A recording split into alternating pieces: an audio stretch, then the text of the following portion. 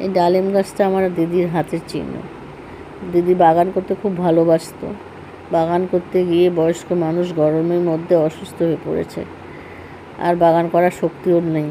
তার জন্য এই গাছটা আমি নিয়ে এসেছি দিদির কাছ থেকে। আমার চিহ্ন, দিদির চিহ্ন হিসাবে আমার ছাদে থাক।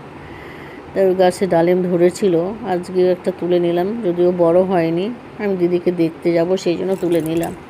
দিদিকে দেখাবো, বলবো দিদি তোর যে চারা নিয়ে গেছিলাম সেই চারার গাছে এইটা ডালিম হয়েছে। আর এই যে আমার গাছে মৌসুমিটা তুলে নিলাম, আজকে দুটো মৌসুমি তুলে নেব, দিদিকে খাওয়াবো।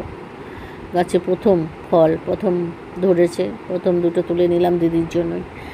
দিদিকে দেখতে গিয়ে এই মৌসুমিটা কাটলাম, দেখলাম মৌসুমিটা খুব ভালো। দোকানদার বলেছিল খুব মিষ্টি আর ভালো রসালো। ডালিমটা রস করে দিদিকে খাইয়ে আসলাম নিজের হাতে।